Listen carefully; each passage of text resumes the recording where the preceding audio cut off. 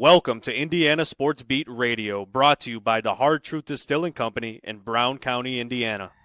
So for the thousands in attendance and the millions watching around the world, it's time! 3 on the way. Oh! It went in! It went in! And Indiana wins the ball game! Know your role and shut your mouth, you jabroni! Full game for the win! Taylor's gone.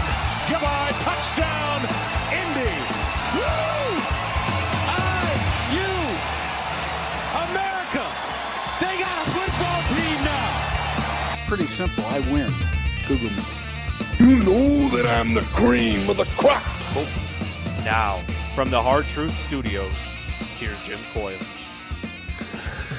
Hello, sports fans. How's everybody doing this week? I hope things are off to a good start for you. If not, we'll get it headed in that direction. Looking forward to another fun day and a great show. Don Fischer joining us on the program here in this first hour. And, of course, that means also our good friend Greg Rakestraw from the ISB Sports Network as well. Greg, how was your weekend, sir? My weekend was fun. I hope yours was the same. Very relaxing, as Indiana had the Friday night game, which it was no fun at the beginning, but it's great on the backside because that leaves the rest of the weekend open, which is not a usual thing. Plus, a long, unusual stretch for Indiana men's basketball right now, as they go from this past Friday until next Sunday without playing again, which is just kind of an odd thing. But I think that's part of the reason why we'll see Illinois playing Duke during this week.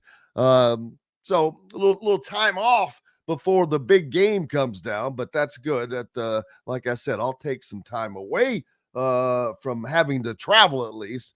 But other than that, things are rolling along as usual, man. Kind of the same on my end. I've got 2 weeks left to go in terms of the girls' basketball season out of the semi-state, and then 2 weeks of regular season play left in boys basketball. Kind of small colleges wrap their regular season this week. We're a couple of weeks away from saying kind of the low end of the Division Ones, the Missouri Valley Horizon League teams. Those teams end their regular season next weekend. So we are hitting the home stretch of the basketball season, that's for sure. Yeah, no doubt. I know that the girls, they're in the semi-state this weekend, right? Correct. Good for them. Any surprises along the way?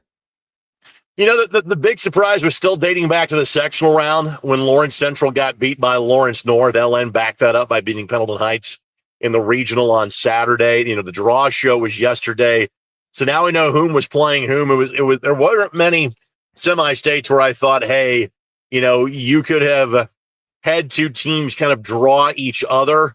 That would have made the semi-state final lopsided. I think the one case of that was 1A North between Marquette Catholic, who is led by Lanaya Davis, who is a D1 level player. She's a junior. Lafayette Central Catholic, who whenever they are in 1A, just expect them to go far into the tournament. They were in 2A the last couple of years. They have dropped back down. So I wouldn't say anything massive in terms of surprises, at least in this past weekend, as we went from 64 to 32. Which means we should have some really good matchups and some pretty competitive games at the semi-state level coming up on Saturday. And then that means the boys tournament not far away as well. 2 weeks off from that? Correct. So pairing show is this Sunday at 6 o'clock statewide. Many of these same places where you hear the show on the radio, you'll be able to hear myself and Bob Lovell breaking down all 64 sectionals and revealing whom is playing whom. But yes, we are 15 days away from the start of the boys basketball postseason. It is 2 weeks from tomorrow on March 4th that it starts across the state. Looking forward to it, man. It is always a fun time. Everybody getting out to their favorite big gyms to fill up. It's always a great time of year when you see those schools or those gyms rather that are of massive size getting filled up by multiple schools, multiple communities. That's the great thing about the Indiana High School tournament. It is still community driven, man. Exactly. And, you know, all but one of the sectionals are different from a year ago. because of the shrinking of 4A down to about the top 80 teams. 3A is the same number of teams, but different teams. Same with 2A. 1A is much bigger.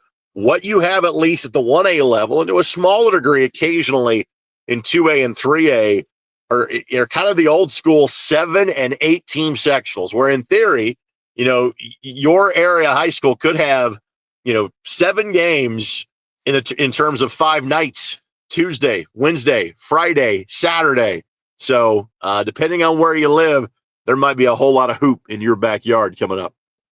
No doubt about that. And then, of course, the college seasons are getting closer as well. But we've got the conference tournaments that will be, the second week of March, I believe. So we're still a couple of weeks of regular season play away, but it's starting to tighten up, man. Things are getting closer. But there's a lot of fun basketball left all the way around, whether you're talking about high school, Big Ten, doesn't matter. Big Ten race is close.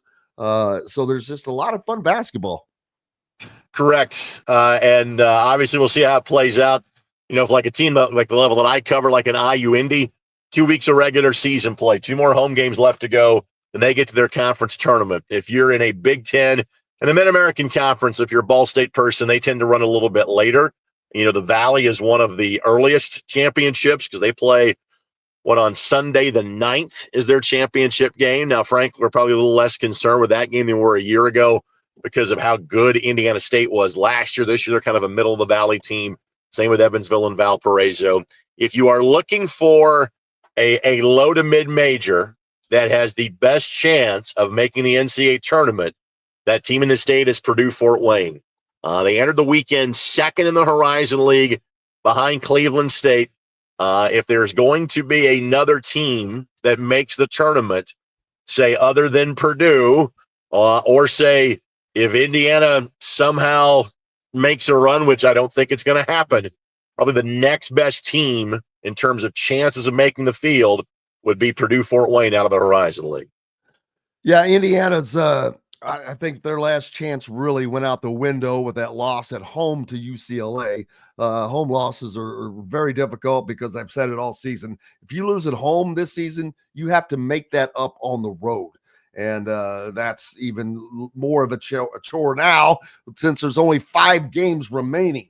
So, I agree. Indiana's shot to make the postseason got out the door. It was a long shot to begin with, but they've been close in all those games is what's the amazing thing. They could have beaten Maryland, could have beaten Purdue, could have beaten I was there, UCLA. So it's, oh man, yeah, that UCLA game, that's a little that'll drive a fan crazy. They have 3 shots at the end of the game, Greg, to get the tying basket in. Well, let's face it, Jim. This is, you and I are probably having a different discussion if Scott Dolson doesn't make the move he did 10 days ago. And now we're just kind of playing the waiting game. Is Indiana going to, the new secondary postseason basketball tournament, the Crown? And the only reason I bring that up is that is supposed to be where you're not turning that down. This is kind of a partnership between the Big Ten, the Big East, the Big 12, and they'll invite some other schools as well. But it's a minimum of 2 Big Ten schools be playing in this. And so now, kind of what you do is, and it's, let's be honest, it's not to get, hey, I want to keep watching this basketball team play. It's, hey, does this at all slow down the process of determining whomever the next person is going to be? Because that's really, as an IU fan, what you're doing. You're just kind of waiting for the next 4 weeks to almost kind of be done and get it passed. So all energy can be focused on what 25, 26, and what hopefully longer than the next 4 years is going to turn into, because that's been the cycle that we're on is, all right, this guy didn't work. Let's try this again.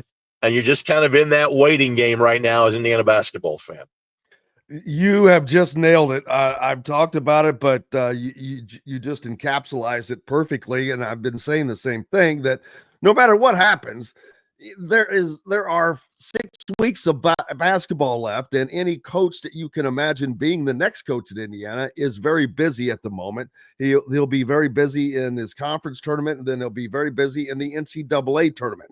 So you have quite some time before anything is going to be announced. And I'll be honest with you, I'm not one of those that falls into the trap of believing that the social media thing has an effect on much of anything.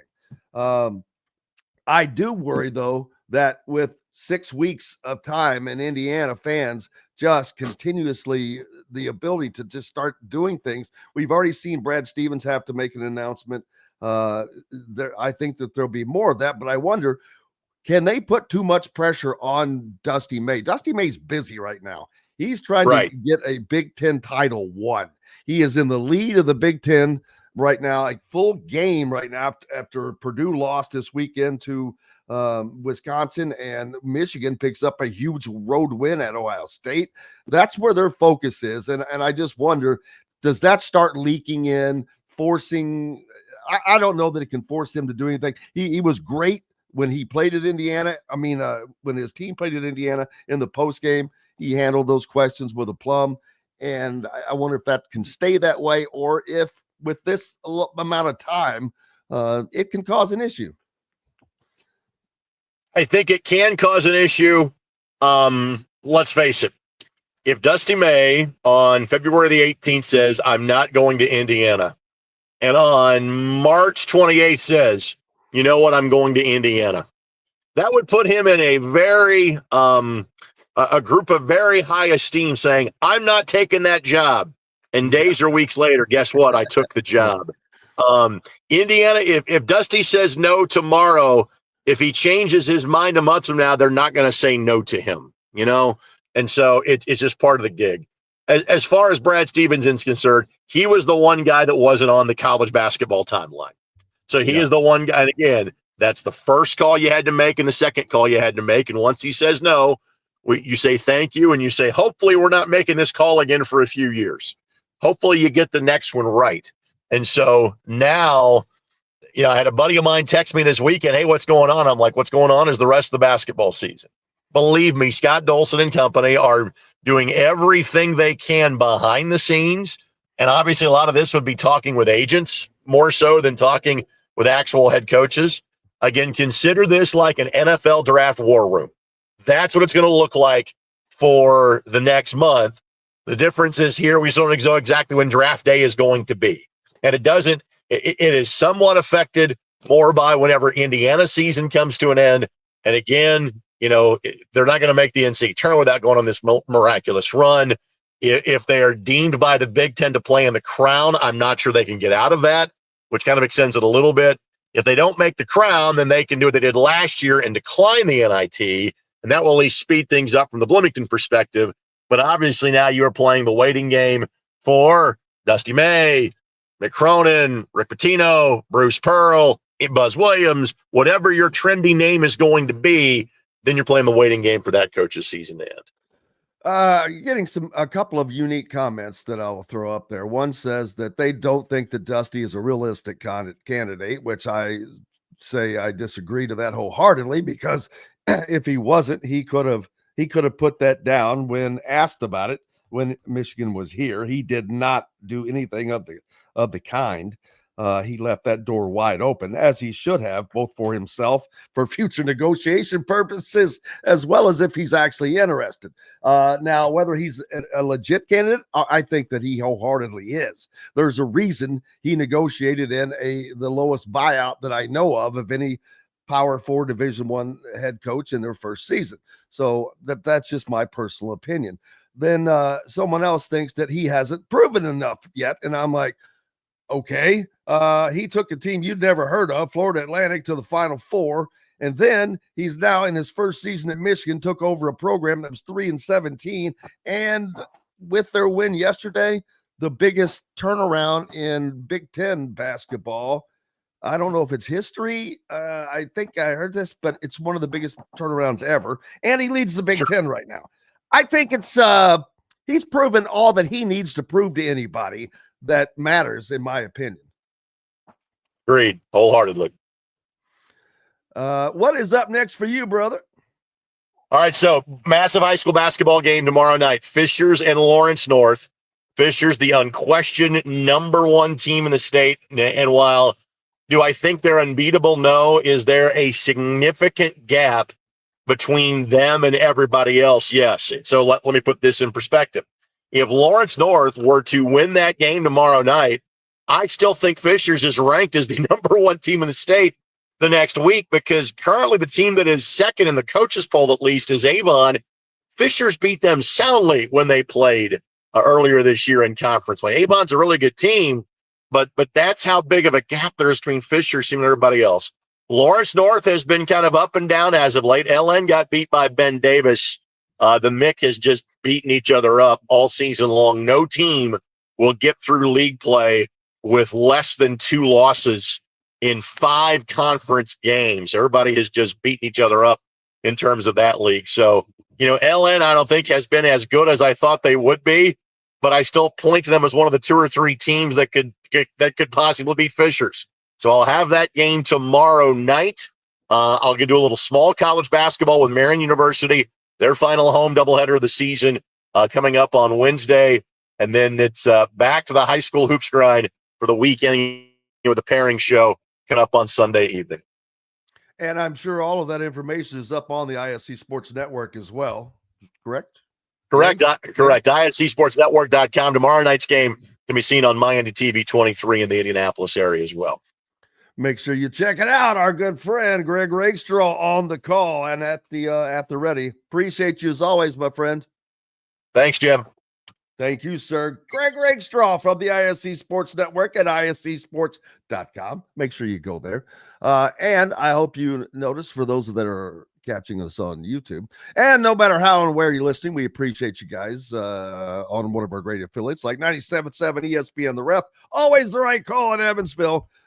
12:30 a.m., 104.7 FM, WJOB, the voice of the region, and 1380 The Fan, Fort Wayne's only sports station. Looking forward to always talking to the peeps in our great affiliate areas. And for those of you following on YouTube, just make sure you hit the like button. That helps us immensely. Don Fischer coming up. We'll talk more about this coaching situation, and the opinions of the fans are all over the place, but that's because there's so many of them. We'll take a quick break, back with more, including Don Fischer, right after these messages on the backside. At Ben Davis Chevrolet and Ben Davis Ford in Auburn, we're your one-stop shop for all of your automotive needs. We have the area's best selection of over 300 vehicles, including new cars, trucks, vans, and SUVs. Plus a huge selection of pre-owned vehicles in stock. And if we don't have what you're looking for, we'll find it for you. We also have top-of-the-line service and parts, plus a collision repair center, and we're competitively priced on everything. For sales, service, collision, parts, and more, we do it all. Come see us today or visit us online at BenDavisChevrolet.com and BenDavisFord.com. Whether it's a night out with the family, after work with colleagues, or catching the game with friends, Bubba's 33 is the place for you. Bubba's 33 offers a mouthwatering menu of selections that are all made from scratch every day. The portions are big, but the prices are small. And with over 50 big screen TVs, you'll never miss the big game. Bubba's 33, pizza, burgers, beer. If you're looking for a home in the Indianapolis area, you need Cheryl Sizemore from RE/MAX Advanced Realty. Cheryl Sizemore has over 2 decades of experience, and that could be the difference in getting the home you want in today's tough housing market. Reach out to Cheryl Sizemore from RE/MAX Realty at Cheryl@IndyHomePros.com or 317-701-0838. 317-701-0838. Let Cheryl Sizemore help you find the home you want today. Located on 325 acres in beautiful Brown County, Indiana, Hard Truth Distilling Company is the biggest and the best craft distillery around. While Hard Truth is already known for producing internationally awarded whiskeys and spirits like Hard Truth's sour mash bourbons, sweet mash, and hard road ryes, as well as their cinnamon vodka and the always popular toasted coconut rum. Hard Truth Distillery offers so much more. With a full-service restaurant, ATV, and distillery tours, as well as live music, You can spend an entire day at Hard Truth Distillery while making your entire family or group happy. And that's the hard truth. Hard Truth products are available across Indiana as well as many other states. So no matter where you shop, if they don't carry your favorite Hard Truth product, tell them you want the truth, the hard truth. Hard Truth Distilling Company encourages you to enjoy all of their products responsibly and to never drink and drive. Welcome back to the Hard Truth Distilling Company studios on this Monday. Glad to have you along. Hope you got the driveways shoveled off. Did not expect that round of snow. Don Fischer, the great one, the voice of the Hoosiers, joins us now. Don, how was your weekend? Did you do a little show snuffling? No, I didn't do much of it. I got an ankle issue that was bothering me, and so my wife actually went out and showed the inch of snow off the driveway or whatever. Yes. It didn't take her long, so there wasn't much, because it usually takes me about, if I'm doing it myself, it takes probably about a half an hour, 35 minutes to get it all shoveled. It only took her about 10 or 12 minutes. I think she was out there. So obviously we got a kind of a slanted driveway, so sometimes it doesn't all hit there, and it's not too bad. So sounds like we know who the hard worker of the family is as well. Well, there's no question about that. I mean, I've spent all my time in my office here in the basement, so you got to shoehorn my butt out of here every day. I hear that, brother. I hear that. Indiana, a unique situation, Don. They're going to go from last Friday until next Sunday without playing. Now, I understand that is there finals or something going on that I'm not aware of? Nope, this is just the way it fell this time.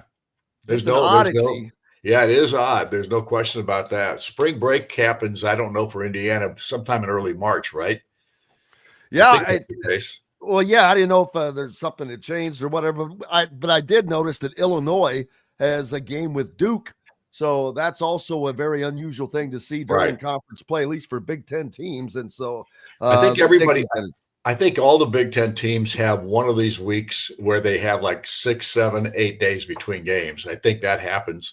It's happened for Indiana this year. And I think I've looked at a couple of other schedules, and I think that's the case. I think almost every team had something like that occur. Now that may not be the case for the teams from the West Coast, because they're traveling for 5 and 6 days at a time. So, but their schedules are different than ours, and that's what you get for getting into the Big Ten, boys and girls. A lot of money, but you also have lots of trips. Yeah, that was they could have found that one out if they'd had opened up a map. I know that I remember Deshaun Foster from UCLA letting everybody know that the UCLA was located in Los Angeles at the football deal of Big Ten last year. But we know Mick Cronin doesn't like the cross country trips. We know that. No, he does not. He has made that really aware. But last Friday, he got something that he has not been able to achieve with his UCLA team, and that was a win east of the Rockies, which I don't think that they have had one in almost 2 years, but they have definitely not gotten one in the Big Ten season, their new inaugural Big Ten. Their only wins had come over Washington, Oregon, and USC, but they get a win over Indiana, and a game in which Indiana trailed most of it, but they kept making a little runs, and they made a run at the end, which they put themselves in position again to not necessarily win that game, but tie that game and force overtime. They had 3 shots at it down low before getting that final last-second shot from Mackenzie Mbako, and just could not make it happen, Don. Well, the execution at the end of games this year has been a problem, especially here of late, to find a way to win. It's kept Indiana off the win and out of the win column for way too long at this point, and it happened again against UCLA. We haven't said a word about the Michigan State win this week, and obviously we should, because that was a tremendous win for this ball club. It ended a 5-game losing skid. Indiana looked really good in winning that contest at the Breslin Center, which everybody knows is one of the toughest places in the conference to play a basketball game and win. Indiana used the zone defense in that game. I thought that was terrific. It really helped them win that contest. Michigan State's not a great 3-point shooting team, and when they switched to it, I think at the point where Indiana was down 12 in the first half, about midway through the first half, they switched to that zone, and they took a 3-point lead by halftime. which, Indiana hasn't had that happen for some time now. So for Indiana to be in that ball game like they were and then to pull it out also ended, well, I shouldn't say ended. The irony was that Indiana head coach Bob Knight would have lost his record against Tom Izzo for winning the most Big Ten conference games in the history of the Big Ten had he beaten Indiana in that ball game, or had Izzo won it in that ball game, because Izzo got his very first win over Indiana. I did not know that. From a conference standpoint, yeah. So the very first time that Indiana and Tom Izzo and Bob Knight met in Michigan State won that ball game, and of course that started, everybody thinking about Tom Izzo as a great basketball coach, or at least a young coach that got his first win against Coach Knight. And then, of course, if he'd have gotten the record against an Indiana ball club, it would have been another, the duplicity. Here's the good news: they did not get a chance to celebrate in Breslin Center. I think it was absolutely awesome to see for the Indiana program to not let that happen on their watch, especially even though as badly as this season has been up and down. It was nice to see that. Yeah, okay, you're going to get it, but it ain't going to come today against Indiana. Which was nice. And I love Tom Izzo. He's been one of the he's one of those people. I met him the very first time I met him. He came to an Indiana Classic game to scout. He was a GA on Judd Heath's coach staff at the time. I think he was a scout or an assistant coach for like 12 or 13 years before he got the head coaching job there.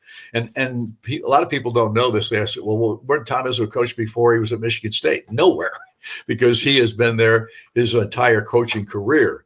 30 years as their head coach, and he's done just a remarkable job. But the first time I met him, he was sitting beside me. They back in the day when they had the Indiana Classic, they set up the configuration for the media differently than they did for the regular season at that time. And he sat right down beside me. He was scouting the theme. He looked like a pup. I mean, he's just he's not a big guy anyway, number one. He was much thinner then, and he looked like he was about 18 years old. And he sat down beside me. We were done with our ball game, and he was scouting the second game because they were going to play one of the teams that Indiana had in the Classic that year in their next matchup. So Tom is sitting there. We introduced ourselves to one another, and we sat there and talked through that whole ball game. I don't know if he scouted it or not, because it was a game I didn't have to broadcast. Obviously, it was the second game of the 2-game set. So, at any rate, I've known him forever, and he always does a pregame interview with me. Home and road, no matter where we're playing.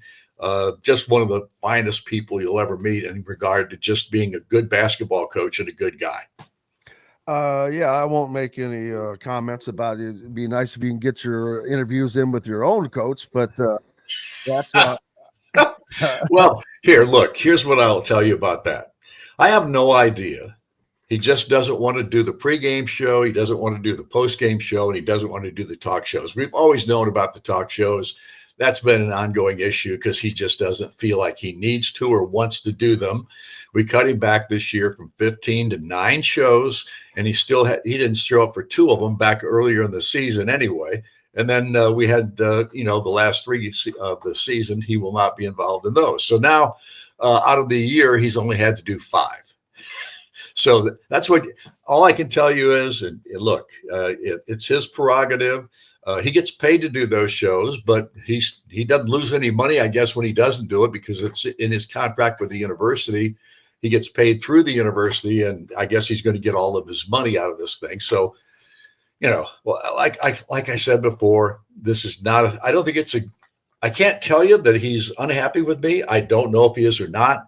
We don't have lots of conversations other than the pregame, postgame, and the talk shows. But it's what it is, and I'm not bummed by it. I'll deal with whatever I have to deal with, as you always do as a professional. Speaking of Tom Izzo, someone asked, but he did what he did in one extra season, I think, than Bob Knight, and he made a great statement last week when that was all about. He said, "Look." He said, I had an extra season than Bob. I coached in more games than Bob. He said, and I would trade the national championships for the record with Bob right now, if I could speak to him, and he goes, I'll have my own conversation with him later up there. But so Tom Izzo is very, very, very humble about the whole situation. No better coach to have probably done that than Tom Izzo. I agree with that 100%. In fact, I sent Izzo a letter or an email yesterday.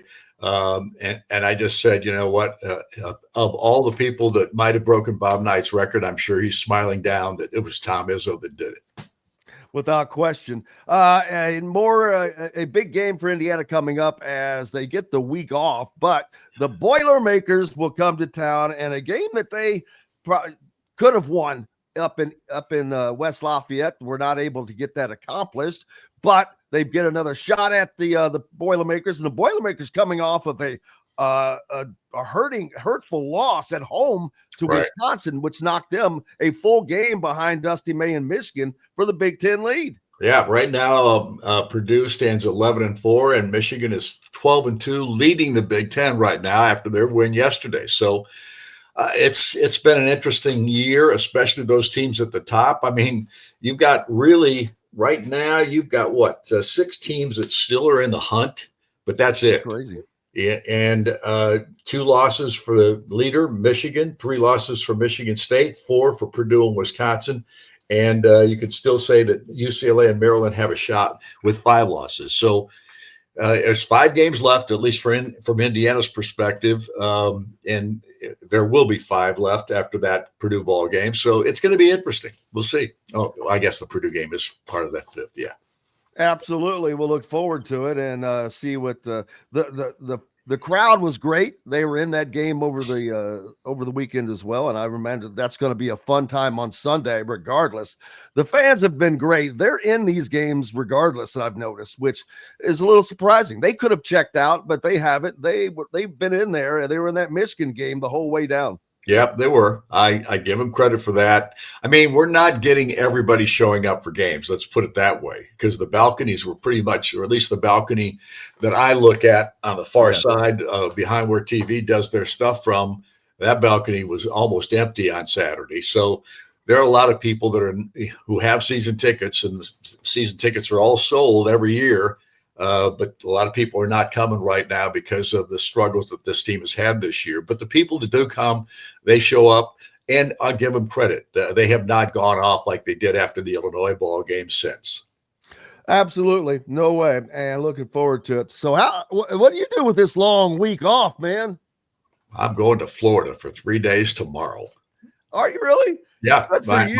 My wife and I are going down to Florida for 3 days, and then we're coming back on Friday. And it's going to be a nice 3-day vacation for 3 rounds of golf.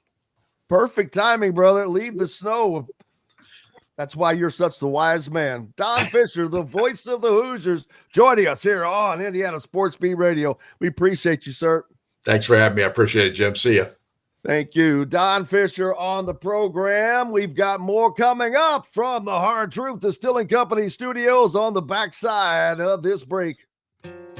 Located on 325 acres in beautiful Brown County, Indiana, Hard Truth Distilling Company is the biggest and the best craft distillery around. While Hard Truth is already known for producing internationally awarded whiskeys and spirits like Hard Truth's sour mash bourbons, sweet mash, and hard road ryes, as well as their cinnamon vodka and the always popular toasted coconut rum. Hard Truth Distillery offers so much more. With a full-service restaurant, ATV, and distillery tours, as well as live music, you can spend an entire day at Hard Truth Distillery while making your entire family or group happy. And that's the Hard Truth. Hard Truth products are available across Indiana, as well as many other states. So no matter where you shop, if they don't carry your favorite Hard Truth product, tell them you want the truth, the Hard Truth. Hard Truth Distilling Company encourages you to enjoy all of their products responsibly and to never drink and drive. Ugly Grouper, located on beautiful Anna Marie in Florida, is the place to be, and not just because they have unforgettable meals, including locally sourced seafood. The Ugly Grouper has your favorite craft beers and cocktails, along with live music every day. The Ugly Grouper is family-friendly, able to host private parties, and has the biggest grouper you've ever seen. The Ugly Grouper is the place to be on Anna Marie Island, Florida. Tell them Indiana Sports Beat sent you. Go to theuglygrouper.com for more information. When it comes to apparel and promotions, Freethink has you covered, literally, whether it's 24 or 200 shirts for sports leagues, businesses, or groups. Freethink Apparel and Promotions can also create your very own merchandising store. Freethink Apparel and Promotions did it for Indiana Sports Beat Radio, and they can do it for you. Whether it's screen printing, embroidery, digital printing, promotional products, vehicle wraps, or anything else under the promotional line. See what Freethink Apparel and Promotions can do for you at freethinkapparel.com. At Ben Davis Chevrolet and Ben Davis Ford in Auburn, we're your one-stop shop for all of your automotive needs. We have the area's best selection of over 300 vehicles, including new cars, trucks, vans, and SUVs. Plus a huge selection of pre-owned vehicles in stock. And if we don't have what you're looking for, we'll find it for you. We also have top-of-the-line service and parts, plus a collision repair center, and we're competitively priced on everything. For sales, service, collision, parts, and more, we do it all. Come see us today or visit us online at BenDavisChevrolet.com and BenDavisFord.com. Welcome back to the Hard Truth Distilling Company studios on this Monday, starting off your week. I hope it's a good one. It has been a little chilly. We got the snow, man. I don't think any of us expected really to get hit with another 4 inches of snow this year. It's been kind of an unusual, and that's the third substantial snowfall of the season. The All-Star game has come and gone in the NBA. We'll talk a little bit about that later on as the All-Star break, something that the Pacers probably needed and looked forward to as most of their players were out. As far as playing in that, they didn't have to. They got to take the time off. And so there's that. In the Big Ten over the weekend, of course, Indiana on Friday loses to UCLA at home to Mick Cronin and the Bruins, the first win that they have gotten east of the Rockies this season and almost 2 seasons now. So Indiana has that distinction. But Wisconsin went to Purdue and left with a win, a surprising win. Not really. I mean, Wisconsin's a good team. So they're playing very well. They're on the rise, but they get a solid 94-84 win in which they controlled that game. And boy, you want to talk about looking good at the right time of the season. Washington goes into Penn State, and you want to talk about a team in free fall. Penn State, man, they lose to what was the worst team in the league, and now Penn State may be the worst team. So that win over Penn State by the Hoosiers does not look nearly as good. USC also upset at home by Minnesota. So a couple of the bottom level teams fighting to stay in contention for a Big Ten tournament berth. Michigan State, they went to Illinois and got a surprising win. Man, I thought that the Illini would handle Michigan State, especially after Indiana did what they did. But no, Michigan State up. They get up and they win 79-65. Then Michigan goes to Ohio State yesterday. These were, man, all of these road team wins. That's one to every, as a matter of fact, every road team won.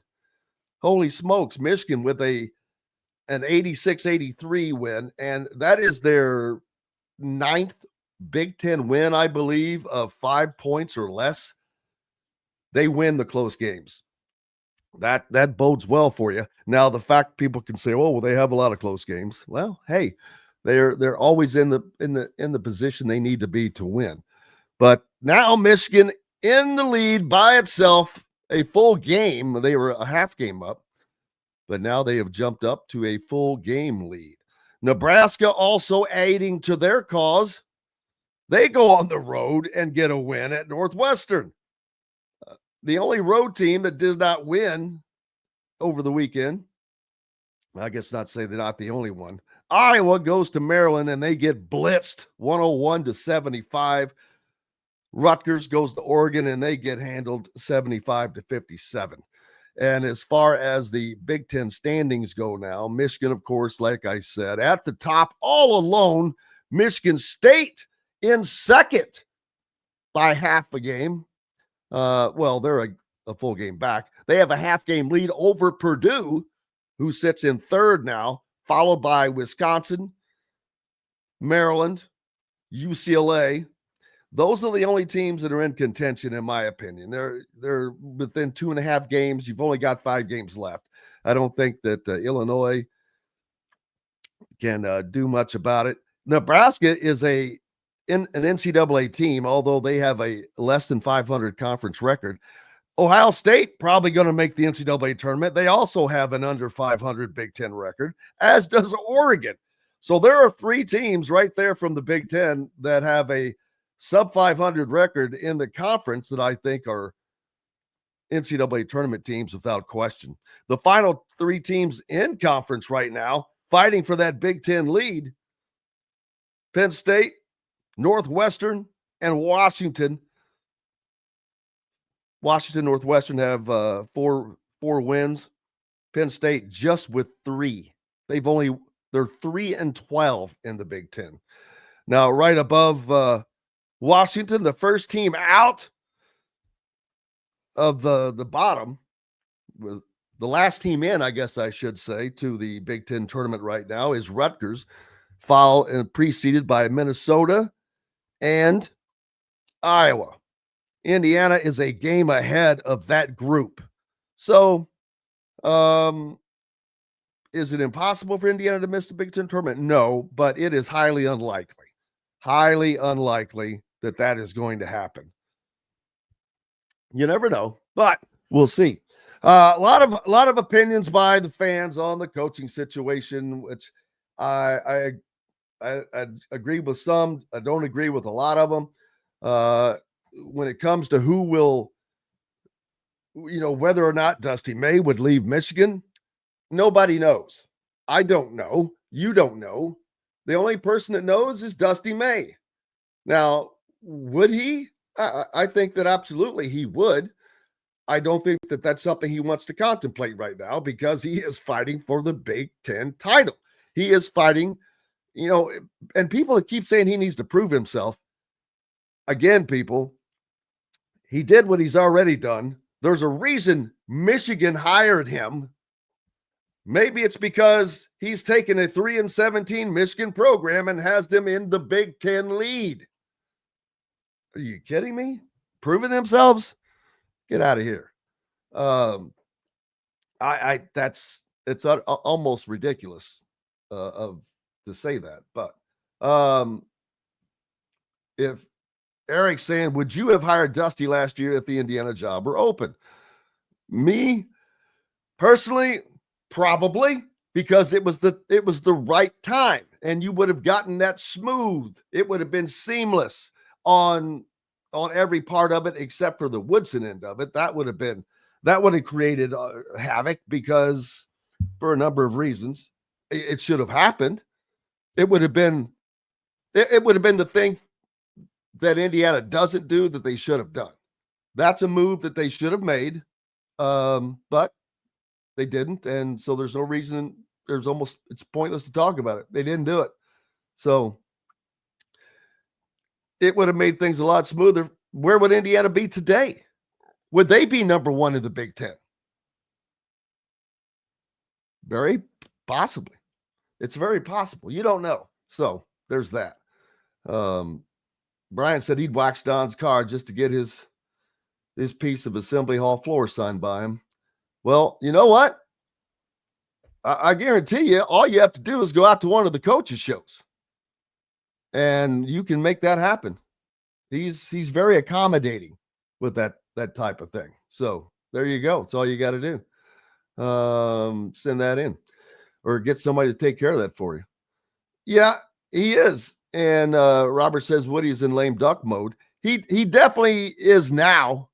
Now, I'm not saying that that's how he's going to approach it as far as the games, but yeah, I find it a little disingenuous to skip the the deals with Don Fischer. The show, why? He's just going to ask you about the games. Don is not going to ask anything compromising.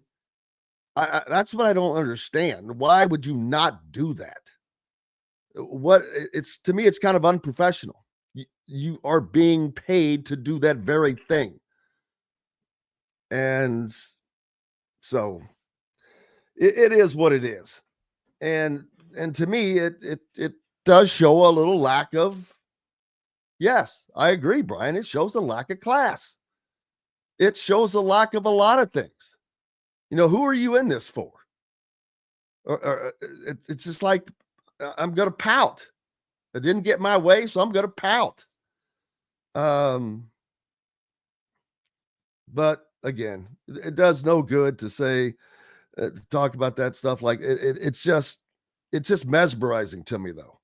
Not only are you being paid, you're being paid extraordinarily well. So it's kind of like, get over yourself about that. Lil Wayne or Paul McCartney, is that from a favorite from last night's Saturday Night Live 50th anniversary thing? Question. Hard to tell. I saw them both. They both performed well and were both handled or welcomed in very well. No, I don't think Purdue is overrated.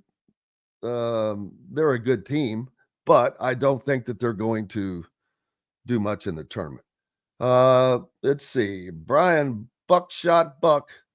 Hello, Jim. I want to know why all IU fans are saying everything they are about the coaching change that is coming at the end of the year.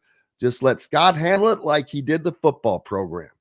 Now that is something I've tried to say, but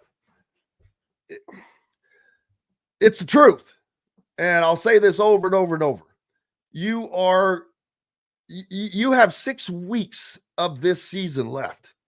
There are 5 games, regular season games left. There is the Big Ten tournament left, and not for Indiana, but then the NCAA tournament. Any and every coach that is a possible candidate for the position to be the next Indiana coach is busy, is coaching, is trying to get his team to the highest level they can be, and is under contract. So everyone is welcome to spout their opinions, but to be honest with you, none of them are right. None of I'm not trying to give any opinions on who is and who is not going to be the next coach, other than if I don't think someone is a legit candidate. The guys that have $14 million buyouts, to me, are not legit candidates. So there's no point in talking about people like Todd Golden and those guys.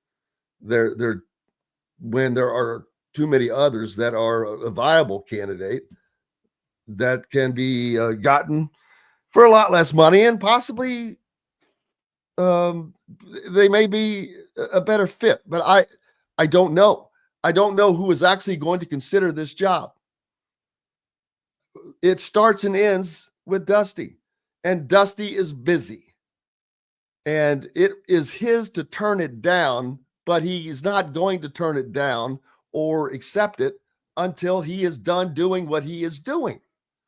So, and for the people that think he absolutely won't come, well, I don't know why you'd have that opinion, because I don't have an opinion. I think that he would, but I can't guarantee that.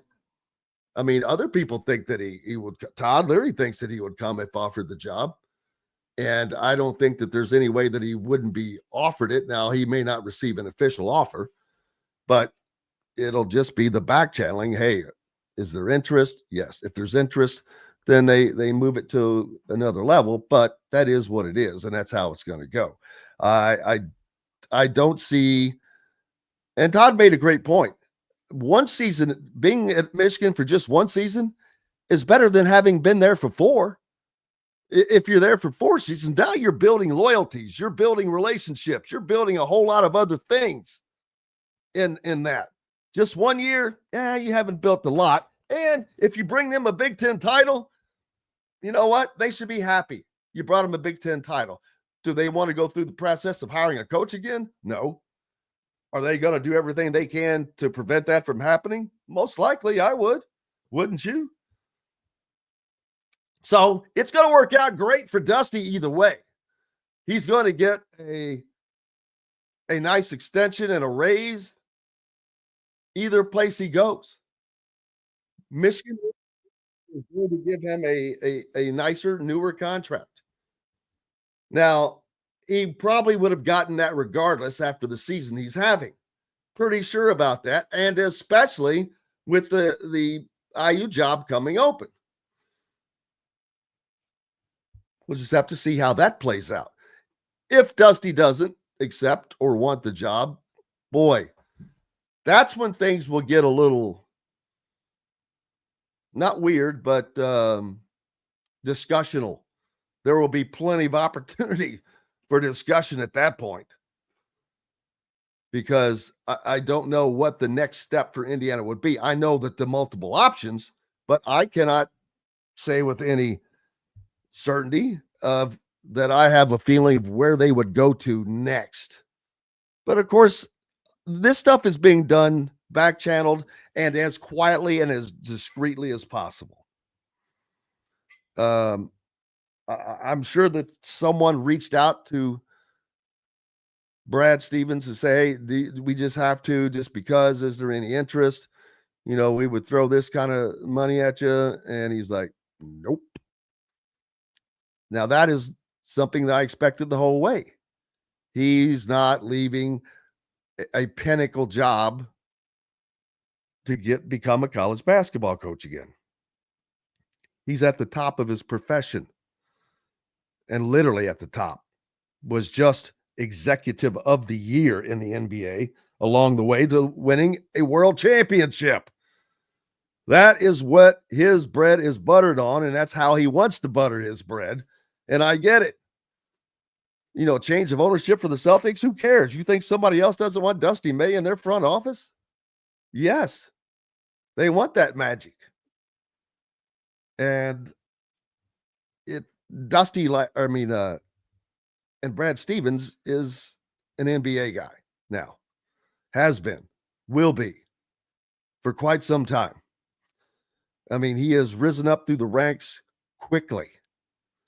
And you don't achieve what he's achieved and give it all back. I never saw that as a viable thing, and that's okay. It took some of the attention away from the rest of the stuff that's going on, the legit guys. You know, we've had back-to-back games in Assembly Hall where the opposing coach is on multiple lists as a potential candidate. That's kind of funny. Your next game coming in has a coach that a lot of people wishes was a candidate in Matt Painter. You know, I think his dad was an IU grad. Is that right? Isn't that right? Matt Painter could have been an IU player. It would have been very possible. But things end up happening the way they end up happening. So, Rudy thinks that Dusty may leave. I agree. He might. Doesn't mean he will, but I definitely think that is an opportunity. If he really wanted to shut it down, he would have shut it down. And I think he could have still shut it down without hurting his leverage, because all he had to say was to Ward Manuel, you know, I just said that to take a little bit of pressure off you, but the truth be told, you know, I'm going to listen to him. Well, that's all he had to do. And he could have done that, but he did not. He did not shut it down. And I think that there's a good reason. For one, he does not want that to be a focus, but I also think he doesn't want to spin some yarns. Hey, we've got plenty coming up on the backside. Don't forget Brick and Ivy Realty. Cheryl Sizemore. She's now Brick and Ivy Realty, and you can reach her at CherylSizemore@gmail.com or 317-701-0838 if you're looking for a home in the Indianapolis area. We've got lots more coming up, and we'll be back with it on the backside right after these messages. Located on 325 acres in beautiful Brown County, Indiana, Hard Truth Distilling Company is the biggest and the best craft distillery around. While Hard Truth is already known for producing internationally awarded whiskeys and spirits like Hard Truth's sour mash bourbons, sweet mash, and hard road ryes, as well as their cinnamon vodka and the always popular toasted coconut rum. Hard Truth Distillery offers so much more. With a full-service restaurant, ATV, and distillery tours, as well as live music, you can spend an entire day at Hard Truth Distillery while making your entire family or group happy. And that's the Hard Truth. Hard Truth products are available across Indiana, as well as many other states. So no matter where you shop, if they don't carry your favorite Hard Truth product, tell them you want the truth, the Hard Truth. Hard Truth Distilling Company encourages you to enjoy all of their products responsibly and to never drink and drive. If you're looking for a home in the Indianapolis area, you need Cheryl Sizemore from RE/MAX Advanced Realty. Cheryl Sizemore has over 2 decades of experience, and that could be the difference in getting the home you want in today's tough housing market. Reach out to Cheryl Sizemore from RE/MAX Realty at cheryl@indyhomepros.com or 317-701-0838. 317-701-0838. Let Cheryl Sizemore help you find the home you want today. Whether it's a night out with the family, after work with colleagues, or catching the game with friends, Bubba's 33 is the place for you. Bubba's 33 offers a mouthwatering menu of selections that are all made from scratch every day. The portions are big, but the prices are small. And with over 50 big screen TVs, you'll never miss the big game. Bubba's 33 Pizza. Andy Moore Honda is Bloomington's #1 Honda dealer for a reason. Buy a new Honda and get a 3-month break from car payments. That's right, no payments for 90 days. That includes the all-new, all-electric Honda Prologue, and you get it for just 0.9% financing. Or the 2024 Honda Ridgeline Black Edition or the Honda Accord LX, both for just 1.9% financing. Get more to your door from AndyMooreHonda.com, Bloomington's #1 Honda dealer and your best place for new and used vehicles. Welcome back to the Hard Truth Distilling Company studios on this Monday. I hope your weekend is getting started off right and the walkways and driveways are all shoveled off. That was a little unexpected snowfall over the weekend, but that's okay. I guess it is February. But man, we're halfway to March, and I can't wait for March because you'll be in March, and that will be one day closer to the warm weather, and I'm looking forward to that. The Big Ten is in a nice little tussle going on with several teams within reach at the top. Purdue losing over the weekend at home. Michigan State picking up a little bit of a surprising win, so they stay in the picture. And, the Crown Tournament was brought up, and I don't see Indiana playing in anything postseason, whether it's the Crown Tournament or the NIT, but we'll certainly find out how that works out. Dustin Dopirak is the beat writer for the Pacers of the Indy Star, and the All-Star Weekend is come and gone as Dustin joins us. And did you play in the celebrity tournament, the celebrity game? Yeah, I got 50 in that game. I'm putting all those on those influencer guys. Went to San Francisco just for the night, just to kill them, and then came right back. I thought so. No. I mean, I thought I didn't get a chance to check the box score, but to see all the great stats. Right. But I was wondering about that. That's something well, I guess that's great for the fans. I guess. I didn't. That's the one thing I didn't do when it was here. Because you have to make a choice actually when it comes to that's kind of the one thing that they kind of put opposite something else is you either do Rising Stars or you do the celebrity game. And so for obvious reasons, I was assigned Rising Stars because the Pacers had a player in it. And the celebrity game is something else. And so obviously we put our arts people on that, last year when it was here. And so that made a lot more sense for obvious reasons. So I have no idea what that's even like. Yeah. And that's the one All-Star I don't have a clue about. The All-Star game was done differently this season, a la tournament style, I guess you would call it. And Steph Curry, Jason Tatum led a team of vets to get the first All-Star tournament win of sorts. So that was kind of different. Yeah, it was. It was weird. Did you watch last night, Jim? I did not. I was watching the Daytona 500. Okay, gotcha. Yeah, no. It was kind of dumb. No, I think I think the general consensus among most NBA people, or not most NBA people, just sort of the beat writer crew on Twitter last night, was that there was some value to it. They're like, basically the biggest thing was the semifinals were better as far as just how competitive they were. But there was a lot of standing around, a lot of, because obviously, I mean, it's supposed to be a show, but they put way too much time into it being a show. And there was not a lot of basketball for the amount of time that broadcast was on, basically. I mean, it was 3 games to 40. And, like I think they did 35 minutes of intros, and then the first game was maybe 25 minutes all told, but maybe 10 minutes of actual basketball action. It was probably 25 minutes from tip until the end of game 1.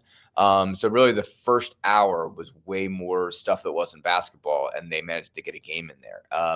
And that wasn't so bad. I mean, obviously they had the Rising Stars team of that included Zach Edey and Trace Jackson Davis involved, and Draymond Green was, on the broadcast talking about how bad of an idea it was, and that was actually a competitive game. Basically, the Rising Stars played the old guys and made it a game. I think they lost by 5. I want to say it was like 41-36, basically. And then they had, big, like, sizable break in between the semifinals and the finals. But what was strange was the team that won the first semifinal, which was Pascal Siakam's team, which was considered the international group. Basically they had Joker and Shai Gilgeous-Alexander, and Giannis Antetokounmpo was on their roster, but he didn't play last night because he had a calf strain. And those guys look like they've been sitting around doing nothing for an hour. Like they had that look to them, which was just like, okay, did anybody make a point to make sure those guys were stretched out? Like did they send them to do anything? I mean, because they just definitely looked like they had tired legs. The guy was like, whoa, okay, man, wasn't expecting to do 2 of these today. And so the old guys team with Curry and Durant, LeBron was supposed to be on the team, but he didn't play. Those guys basically went out to an 11-0 run because they were just coming off just playing. I mean, they had maybe like 10 minutes in between where they had a concert and everything like that, but they were still good to go. And sort of like Team Chuck had been sitting around. I don't know, but they just didn't look right. Does that sound surprising to you? It's alone. Team Chuck sitting around. That seems like they should be sitting around. Exactly. But with some McDonald's, maybe. Right. But I mean, they had the most loaded roster. I mean, they had even without Giannis, they had SGA, Joker, and Wemby. Wemby was probably the best all-around player last night. I mean, Curry won MVP because, like Shaq won, and you weren't going to give it to somebody on a team that didn't win. But like Wemby actually got after it last night. I mean, Wemby really got up and down the floor, and obviously showed the fact that he's 20, 21 or whatever he is. But he's blocking shots and everything like that. And it was like, okay, all right, this guy came to play. But yeah, I mean, obviously it goes along with the Barkley joke, but still. And the other thing they did that sort of really got a lot of bad press was they had, and like on some level it was deserved, on some level it didn't make any sense. They had a tribute for the, basically for the Inside the NBA team for Ernie and Shaq and Chuck and Kenny Smith. And I love that show. So like, I appreciate it on some level. But like, it's also like they're coming back. Like there was obviously discussion of whether they were going to still be a thing because TNT lost the contract. Won't be televised in the NBA anymore next year, which is a shame. But, basically there was kind of a clear understanding of the league of, we got to find a way for these guys to still be involved, even if TNT isn't. So I think they're going to be on ESPN next year. Somebody who's keeping the contract, who's going to be broadcasting the NBA next year, is going to get those guys. And so they're keeping those guys around. So it's like, okay, number one, why did they need a tribute video anyway if they're just going to be doing the same thing for another network? And two, they did it during a timeout in the championship game. So they'd already been sitting around for so long, and it's 11-1, and they have this timeout that takes like 15 minutes, basically for them to get back to play. And it was just like, okay, what is going on with this thing? And so more or less, I think there are some parts of the format that are keepable, but the other thing is just, it just seemed like the finals were actively sabotaged. It just looked like bad basketball. It seemed like the calculus that was made was, all right, everybody hates the quality of play. Let's minimize the amount of basketball they play. Let's not ask very much of these guys, and maybe that'll be all right. They could just run out there for a couple 40-point games, and you're not asking very much. But then there's guys that are all-stars who maybe played 8 minutes of basketball last night, and that, basically if you played in the first game and you got eliminated, again, you played to 40 and then you're done. It's like, okay, did you, it's almost like, did you really need to be there? And so I guess, it's strange. To me, I am the sort that I didn't care last year that it was 200 to whatever, it's just like, all right, they're there to put on a show. It's like, okay, everybody has this idea that it needs to be this cutthroat version of whatever it was in 1989. And it's just like, you're asking a lot of these guys over the course of the year. You don't realize how much of a marathon it is to play 82 and then go play, how many playoff games and everything like that. And you're only judging, basically everybody hates on everybody who doesn't win the championship anyway. So it's just like, all right, you have this notion of okay, everybody's going to be Jordan and just want to kill everybody every single night all year long. And they're going to just be driven by spite to be that good. And, I don't know, it's asking a lot. And it's just like, okay, they're there's going to be some fall off on this thing. They need the break, to be honest. Looking at the Pacers, they are, they needed a week off very, very badly. And I imagine there's a lot of other teams in that boat.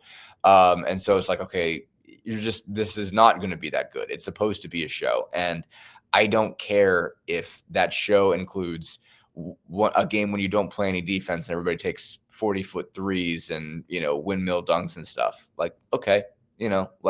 That's a show. That's entertaining of itself. That it didn't bother me last year. I think everybody felt like it was this sacrilege against the game. They send Larry Bird and Dr. J into the locker rooms and saying, please, please, please care. And then they scored 380 points. And that's a sign that nobody cared. It's like, I don't know, let them put on a show. It's like, let that be the show. Let them scoring a bajillion points be the show. I'm okay with that. They don't got to get down and defend 94 feet for me. They do that all year. And, they play better defense than anybody realizes. They're just that good at scoring right now. So, yeah. And one thing that just quickly jumps up, though, is have all-star games just simply jumped the shark? Whether it's the NBA, the NFL. People don't even done. They don't even really have one. Baseball works out just because it's hard to screw up baseball to a certain extent. It is what it is anyways. Everybody comes in and plays 3, 4, 5 innings. The pitchers face 3 guys, but that's what it always was. Basically you were never giving you're never giving a pitcher more than 2 innings to start with. It was always a limitation. And the point of all-star in baseball is always being you want to see your team's hat in there, you show up on you watch the game on Tuesday night. You want to see your guy get 1 or 2 at bats, they're not asking those guys a lot either, but just the nature of it. It's just if you're going to go up there and bat, you're not going to weakly ground out to second on purpose. You're going to take some hacks. That's just how it's going to be. And if you're going to pitch, you're going to throw as hard as you can for an inning. And they're not asking, so that they're not asking very much. And so that, it's already the format has always been such that it doesn't force you to do anything that's crazy. You know what I mean? You're never being asked whatever. And you go out there, the sort of pitcher hitter dynamic works out to be, it's as exciting as it's going to be. But basketball, you're asking a lot from, and football, you're asking a whole lot from. And so it's just like it made sense that the Pro Bowl was never going to make sense because, like it's already a collision sport. It's already guys running out and having car crashes all day long. Like, what do you need another? Like, why do you need to do another one of those as a reward? For those guys, it made sense that it's devolved into what it is because, like, these guys are already literally killing each other all year. Like they're beating the crap out of each other and breaking legs and tearing ACLs and getting concussions. And it's just like, okay, that's what the sport is. So like, why should your reward be that? Go have fun, go play flag football. That makes a whole lot more sense. And if anybody watches it, fine. And if they don't, fine. So like, I think the NBA gets a bad rap, gets a worse rap on it for a couple of reasons. One of which is that, this is, and people pointed this out. It's like, all right, like on some level, this is how you kind of announce your sport to the world because it's right after Super Bowl week. If you haven't been paying attention, if you're a person who cares about football until it's over and it's like, okay, well, I need basketball to carry me to baseball, and like, okay, what's basketball doing? And then you watch the All-Star game. It's like, well, that's something I don't need to see, and it isn't, but it's just like what you pick up Friday night, Saturday, Sunday this week is going to be dramatically better than this. It's going to be a whole lot better than what that product was. Like, I mean, you watch the All-Stars for spectacle. I mean, like we had a wedding on Saturday and that's why, but like I had the dunk contest taped and like, I'll watch Mac McClung all day long. Like I was entertained. That gave me enough to care about. The 3-point contest was pretty good. There was like, they had a concert. They brought In Vogue out, and In Vogue, I don't know if they've done anything in 40 years, but they look awesome. So like they were incredible. I mean, they did one song, but it was like, okay, you guys didn't lose a step. That's pretty remarkable for me. And so like I was entertained enough, and that's fine. But like, I mean, obviously, if you're setting the bar of whether you're going to watch the NBA for the rest of the year, you're watching the wrong thing. Like you're missing the point. Like this thing is a show. It's a spectacle. Like it just, I mean, I guess they set like a bar that no one's trying to reach anymore. And it's just, you can't create a financial incentive for these guys that makes them care because they've got, again, you're asking them to run a marathon. You're asking them to run a marathon in the middle of this. Like, could you just sprint for funsies, in the middle of this? But again, we're going to judge you very, very harshly on what you do coming out of this, but we still expect you to care about this game. It's like, that's a great analogy there, running a marathon and darting off and running a fast mile on this track over here. You rip a mile under 4 minutes for me now, like that's a great analogy. Yeah. Like the Pacers had a break that you talked about them needing. And so what are expectations for the back third of this season for the Pacers now? Yeah, I mean, they obviously just got to get through it to get this break and get their legs back. Cause obviously they just seemed like they were just starting to get ragged, towards the end. Obviously they needed overtime to beat the Wizards. And that kind of tells you a little bit just the shape they were in, because obviously they're not that bad. And they've done a better job this year. They still get a bad rap for playing down to teams without their talent or the teams that are missing players. And they're better at that this year than they were last year. So I think this was clearly a sign that they were, coming up with a lot of fatigue. But they're down to 29, presuming they come back fresh. Obviously they're sitting in the 4 seed right now. And your question is really like, are you going to be able to hold the 4? Are you going to be able to stay in the position that you're in? At least, last year, obviously they needed all the way up until the last game of the year to assure that they were not going to be in the play-in round. And they needed to win that game. Basically like a game against, I think it was Atlanta, the last game of the year. And they had to win that to make sure they got the 6 and were guaranteed a best of 7 series. From there, obviously they managed to go on the run and beat Milwaukee and beat the Knicks and then get in. This year's gonna be a little bit different, but I think, if you're the Pacers, you want to hold the 4. I mean, I think that matters. I think you'd rather go through the top half of the bracket than the bottom half, but it's not a lot. It's not a lot more advantageous, because basically the issue this year is like last year you wanted to be on the bottom half of the bracket because you would avoid Boston. You know, the longer you could stay away from Boston, the better. You know, last season, basically, because everybody from 2 to 7 was within 4 games of the standings. I mean, you had to look at Milwaukee at the 3 and the Knicks at the 2 and say, well, those teams are beatable. They'd already beaten the Knicks the Pacers 4 out of 5. I think they've beaten the Knicks 2 out of 3. And so you looked at it and said, okay, well, they can get these guys.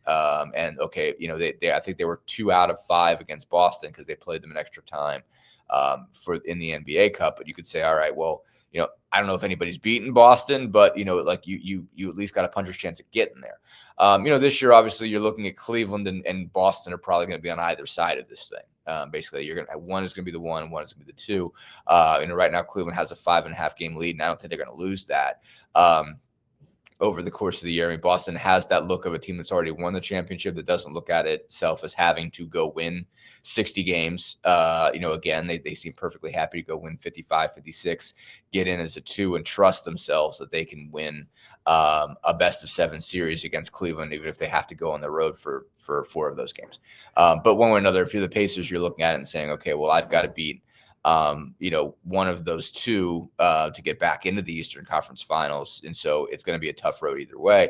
But I think you'd rather play Milwaukee in the first round than the Knicks. So I think you want to stay ahead of that 6. And I think I think you'd probably rather play Cleveland than Boston. Just for the fact that Boston, even though Boston, I think, is showing more vulnerability and Cleveland looks like the better team, you know, Boston's been there. And I do think they're going to be able to turn it on. And, you know, so, I mean, at the end of the day, I don't think they beat either one. I think it ends up being Cleveland versus Boston. But if you're the Pacers, I think you want to play the team that doesn't have the recent championship resume. And certainly Cleveland's won championships in the not too distant past, but they had LeBron James at the time. So, you know, it's obviously an entirely different crew. And guys that, you know, it's going to be led by guys that haven't won championships. Donovan Mitchell, Darius Garland, Evan Mobley, Jared Allen, all really, really, really good players, you know, don't have rings yet. So I think you'd rather play those guys. So I think you want to hold the 4. You've got a 1-game lead on Milwaukee right now. If you could put yourself in a position where you have home court advantage in that, that's helpful. I mean, Milwaukee's going to want to get him. You know, Milwaukee's already beat them twice this year. They've got 2 more games against the Bucks in the regular season. I think it's very clear that Milwaukee does not want to lose these guys again. You know, Giannis and Dame look very motivated. You know, they moved on from Chris Middleton, picked up Kyle Kuzma. Probably makes them, you know, better just because he's younger. You know, your best version of Chris Middleton is really good, but you're not getting Middleton on the floor as much, obviously, as you used to. And even when you do, you're not getting the best version of him. But, I mean, he was awesome in the playoffs last year. He was that guy. But, you know, they're probably better off with Middleton. But they just look, you know, they look like what they want to beat the Pacers. I mean, the Pacers did a lot of talking last year in the playoffs and otherwise. And the Bucks want to get those guys. And so, you know, like they're going to face a motivated version of Milwaukee if they do get them in the playoffs. But I think you'd rather have 4 at home in that case. So if you can hold the 4, I think that's the most reasonable expectation. Catching the Knicks is going to take a lot. You know, I mean, they're 5.5 back, 5.5 back on the Knicks. So I don't think it's going to be easy to catch those guys. But if you can hang on to the 4 seed, stay where you are, get to, you know, 48, 49, 50 wins, you know, I mean, I think that's really helpful. I mean, if you win 18 of your last 29, or 20 of your last 29 gets you to 50. So, but if you get 17, 18 and find yourself in the same spot you were in last year of your last 29, that helps. They're playing like every Western Conference contender down the stretch. So that's going to take a lot out of them. But you know, if you can get right about where you were last year and that gets you the 4, which I think it could, then I think you're in a good place.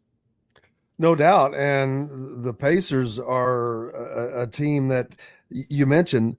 They have a target on their back from a lot of different teams over the last 2 seasons, whether it's this season or last season in the in-season tournament or the postseason playoffs, and some teams that they've gotten the better of that are going to be looking for the Pacers in the playoffs.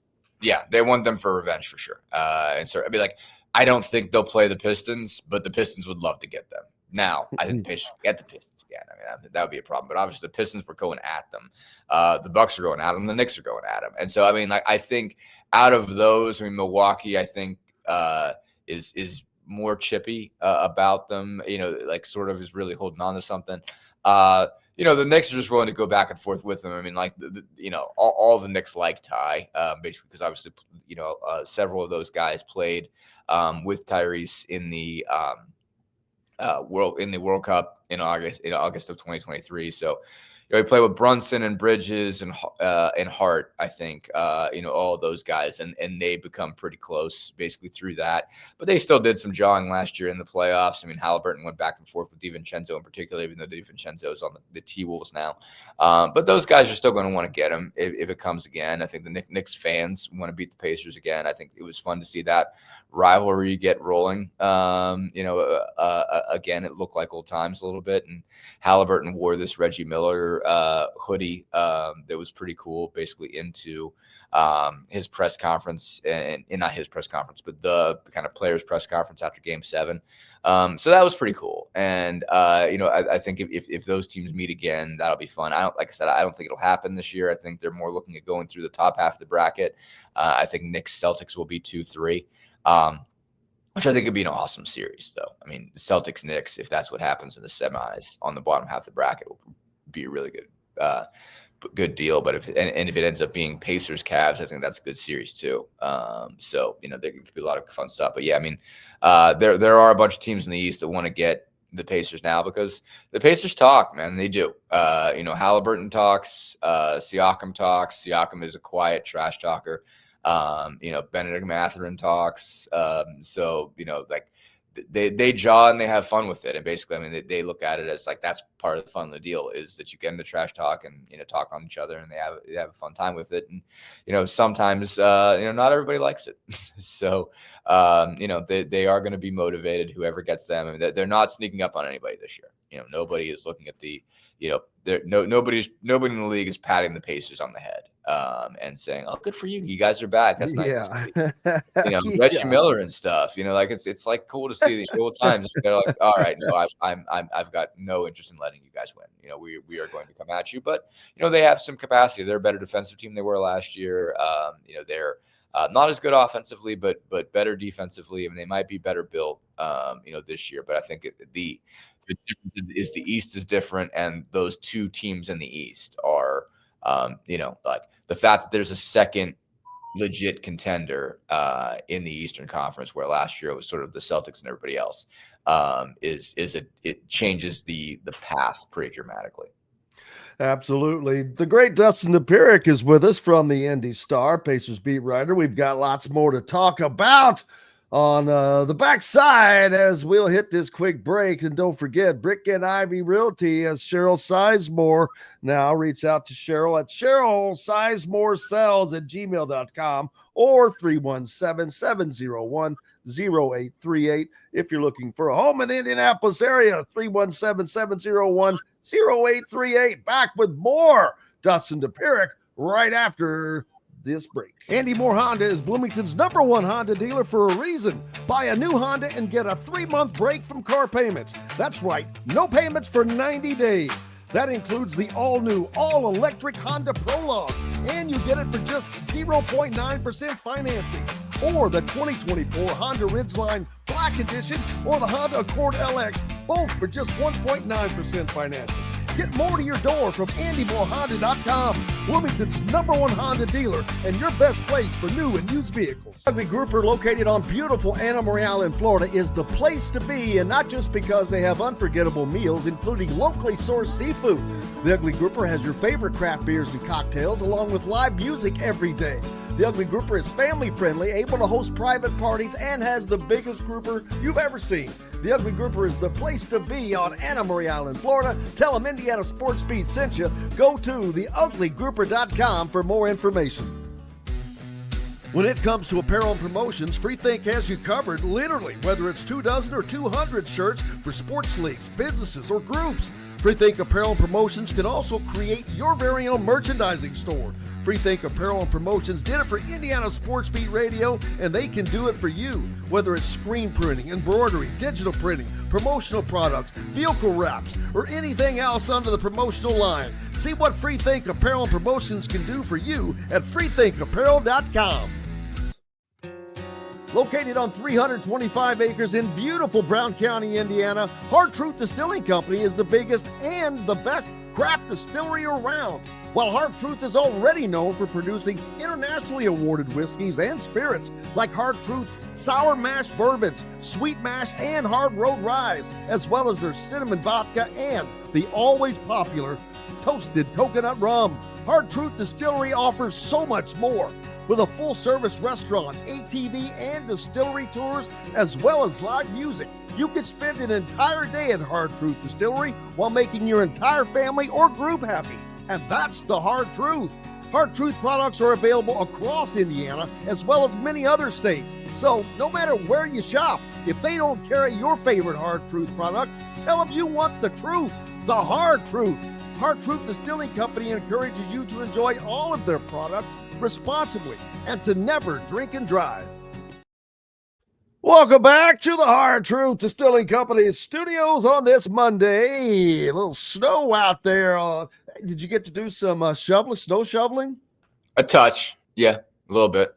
Did like I just nope, nobody likes it. No. Just did the sidewalks. I mean, I don't mind it. I mean, it sometimes it's better than other times.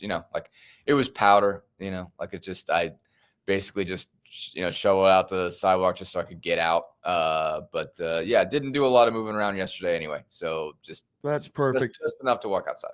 Perfect day. Dustin Dopirak of the Indy Star with us. Indiana had a game with UCLA on Friday. UCLA has not had any luck, Dustin, east of the Rockies for nearly 2 years, of course, until they come to Bloomington and they get their first Big Ten win outside of the Pacific Coast time zone. And now they head back, and Mick Cronin had nothing to complain about for the first time, maybe after a loss back here. But his name has been mentioned by some on this coaching search. And I personally don't see it because I just look at the first thing I look at is a coach's buyout. And I put them in a category. I'm like, I don't think Indiana looks at them. I don't think Indiana looks at a guy that's got a $14 million buyout, which is Todd Golden in Florida. I don't think that Mick Cronin, I forget exactly what his buyout is, but I remember looking last year. It's really weird how UCLA kind of has him handcuffed with the buyout. I cannot remember exactly what his is now, but I think it's still up there kind of substantially. But there's no doubt amongst Indiana fans after Brad Stevens, who had to make an announcement again that, hey, I am not a candidate for the job in Indiana. I never expected him to be a legit candidate. You can't offer him more money. He's already making $11.2 million a year. You're not offering him a job that he was going to work less than he does right now. Not that he doesn't work, but he does not have the kind of work and stress that a college coach today has. Being the president, he has the stress of winning, but it's just there was no situation that I saw him leaving the Celtics for this position. Yeah, I mean, I don't either, but two things. Obviously, if you're Scott Dolson, you still make the call. I mean, as far as I know, it seems to me that there was a lot more smoke to that last time than I thought. I mean, I remember, I was technically still on the IUB at the time. And I was not technically, I was still on the IUB at the time. And I remember thinking, okay, well, all right, well, he's obviously not going to take this job. And I think I said nobody walks out of Red Auerbach's seat. And I remember just talking to some kind of, I guess I'll just say a Butler related source about it. And he just said, I think he gets to coach against the best players in the world every night. And he's fascinated by that challenge. And I just don't see him walking away from that. But he kind of did, obviously, to change jobs. But it obviously seemed like they at least made some legit progress with it last year. And it was a real last time that it was a real discussion. He took it seriously. That's at least what it seems to be. Obviously, he didn't tell me that, so I don't know that from his perspective. But he stuck around long enough in the discussion that it seemed like he was legitimately taking it seriously. So if you're Scott Dolson, you need to call, and then I mean, as far as I understand it, candidate. He didn't put out a statement. He just took a call from Jeff Goodman. Now, obviously, if you're Brad Stevens, like Jeff Goodman's up that way, and if you're getting a call or a text from Jeff Goodman, why he's calling, and the question you're going to ask, and you obviously make the decision that you're going to answer it. But I didn't think they'd be able to lure him either. I mean, I think he must like that job. Obviously, he just won a ring, doing it. And that's another of Red Auerbach's chairs, and one of the ones that I think is hard to walk away from. You're in one of the, premier positions in the NBA, in all of sports. In all of sports. And so it's a hard job to walk away from. And, you get, it's a job that you get to live in. I mean, you don't have to coach 82. You don't, or really darn near 100 when you get through the season. If you get through playoffs and win a championship, he gets to kind of be a voice in the background, but obviously he gets to be an architect. And Brad, I think he won Executive of the Year last year because he made the most important trade. Basically, he saw Damian Lillard get moved, and he goes and gets Drew Holiday, and that wins them a championship. I mean, basically that was just a really, really sharp move, for him to do that. And so I think he's, he's still riding high. I mean, obviously, again, Boston's a little bit more vulnerable than they were a year ago. But, they have a chance to win another one. And if they don't win it this year, they can win it next year. They've got, Brown and Tatum locked up for a while. And as long as they have those two guys, they got a puncher's chance of winning titles. So unless he decides, I really miss coaching and I really miss Indiana, I don't see the point. It seems like he loves being a part of that franchise. But again, if you're Dulcin, you make the call. And, if you say, all right, you're out, cool. I don't have a problem if you leak that, if you want to get that out of the way and tell everybody you're not up for the job, that's fine by me. So then nobody gets, gets their focus on it. I tweeted out when Goodman broke that news, all right, everybody can move on now. At least I did the same thing. Everybody can relax. Everybody can relax. Everybody can not talk about Brad Stevens for a while and kind of move into the next phase of this. It's mid-February, so you got that part out of the way, and you don't have to spend months deciding whether or not Indiana is a good enough job for Brad Stevens. Just you've moved on. And so, it's better off for everybody, good for Goodman for making the call, good for Brad for taking it, good for them for just saying, all right, we're going to say right now, this is over. No, I mean, if whoever they hire gets fired in 4 years, they're calling Brad Stevens again, and we're going to have this discussion again in 4 years, 6 years, 10 years, whatever it is. So, I mean, however long the next person lasts, they're going to talk about Brad Stevens again, unless the next guy, is a coach, IU's coach for life, unless he's their John Wooden, basically, then, Dean Smith or whatever they're going to talk about, or Bob Knight again, I guess, they're going to talk about Brad Stevens next. And so that's how it's going to be. But in this cycle, at least, we're past the Brad Stevens talk. Yeah. And unlike last time, Dustin, I think that there are multiple legitimate guys to talk about. I mean, obviously Dusty May is a legitimate candidate. I don't, people can say this and say that, well, he will not leave. I don't know what he will do and what he won't do. So how the hell do you know? No. Nobody knows what he will do and won't do. For one, he's not focusing on that at this moment. He knows it's there. But he knows that he would love to have that job. I'm not going to say anything other than that. That doesn't mean he's going to take it. It means he's going to, when he has the time and the ability to look at it, he will. But guess when that's going to be? Not until he loses his last NCAA tournament game. Right. So people, I'm like, okay, they just have to relax. They can express their opinions. Of course, they can do anything they want, but sure. Yeah.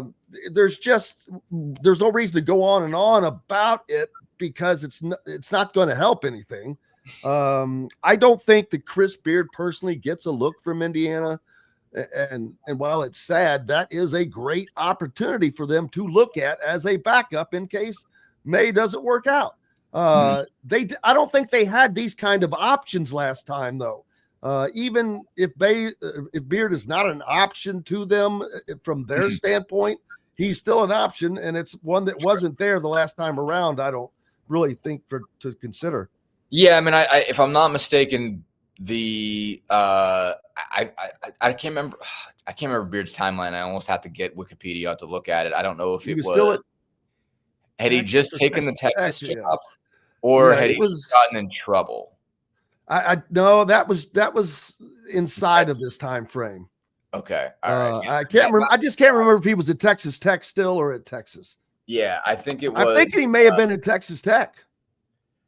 He might have been. I don't think. I feel like if he was just at Texas Tech, they would have been like, all right, yeah, okay. So he was to Texas Tech in 2021. I think he had taken the Texas job. I think that's I think what it was. He had taken the Texas job, and I think there might have been thoughts or whatever of, okay, like they had concerns about him from a behavioral standpoint, whether or not he certainly had. It was 2022 when he got in trouble. I just checked it out on Wikipedia. But yeah, no, I mean, to your point, I mean, I think there are several guys that are more likely options, and I'm trying to remember, like, I think part of it was like there were certain coaches that were up that you have to think were of interest. That I think in Beard's case, obviously you had to look at the Texas job and say that it was probably better at the time. I mean, Indiana hadn't won, and Texas obviously has a boatload of money, and you got the impression that, okay, like Texas is going to get their choice first at that point. And so would that still be the case today if the Texas job were open? Probably not at the end of the day. So yeah, I mean, like, obviously getting out ahead of it, makes a difference. I'm trying to think of other jobs that were open at that time. I mean, I think, it just seemed like they were not necessarily number one in the pecking order at that point. And so once you got past Stevens, it was like, okay, well, what is Indiana going to do if not him? And it's like trying to lure some guys out of good positions. Obviously, it basically was still, not very, very far removed from COVID at the time. So, like there were other issues as far as that was concerned. And so I think, I'm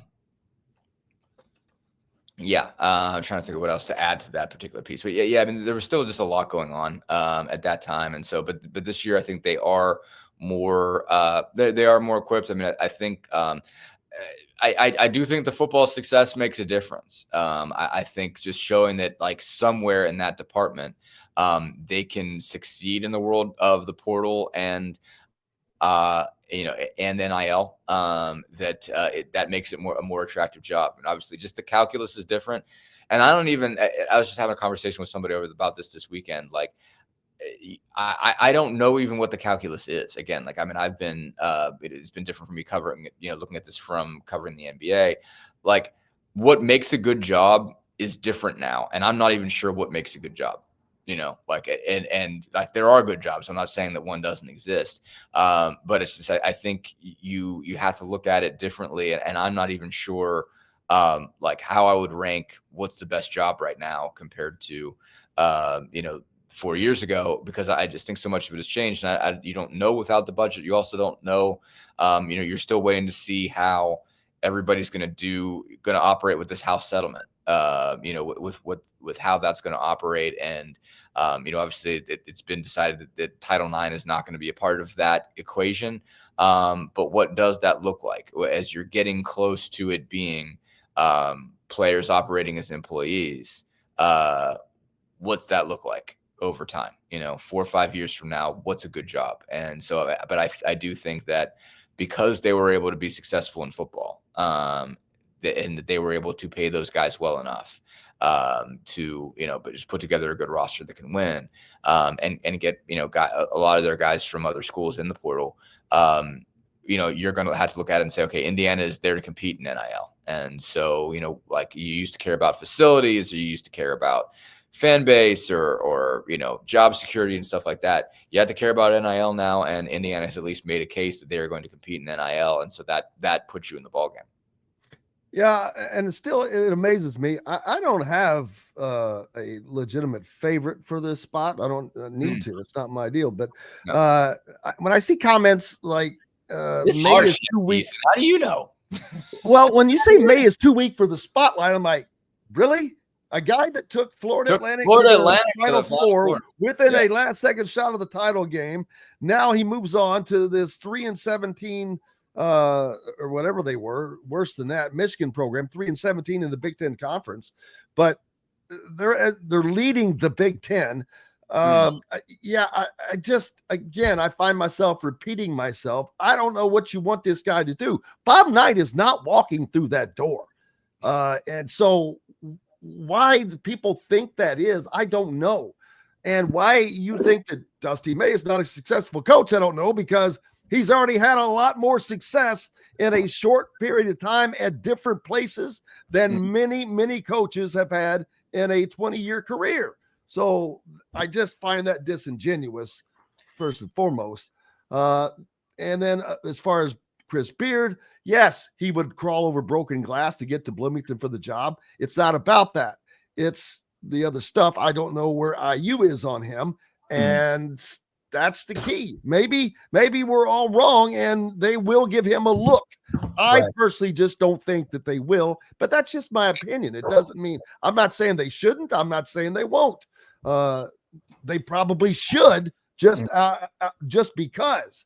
But I mean, they will or not. I think they should give him a look, but that look doesn't necessarily mean a phone call in that case. I mean, I think you have to, I've said this on there before, like, obviously it's not, okay, is one sin bad enough? It's a question of, all right, like, you call and you find out, can you trust this guy?